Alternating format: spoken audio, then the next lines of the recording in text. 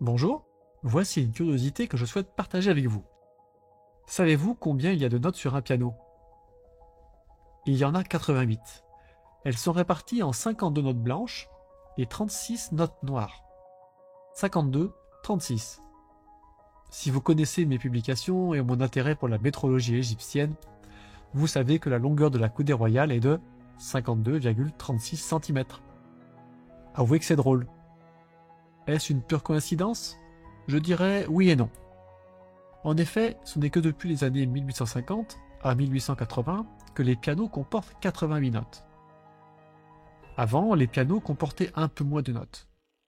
Mais bien plus pour des raisons techniques, car le piano a pour ancêtre le clavecin, qui comportait environ 60 notes. Avec un piano plus grand, il était possible d'augmenter le nombre de notes.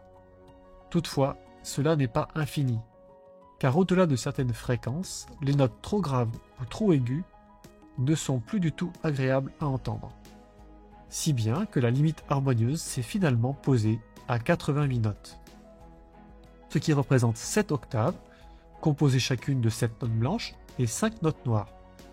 À cela, on a ajouté 4 autres notes qui restent encore audibles. C'est finalement notre oreille musicale qui a déterminé le nombre de notes d'un piano. Mais la répartition en 52 et 36 est par contre la conséquence de la gamme musicale antique des pythagoriciens. En effet, c'est à Pythagore que nous devons notre gamme musicale de 7 notes.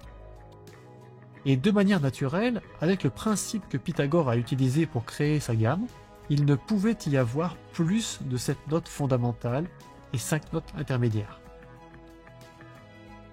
Et l'on sait que Pythagore est allé se former en Égypte pendant de longues années.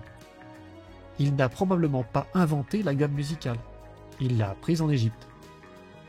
Et pour nous amuser un peu plus, la fréquence de la note La qui sert à étalonner le piano est de 440 Hz.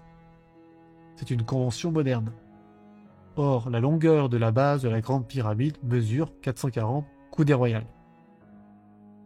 Avouez que cela est troublant.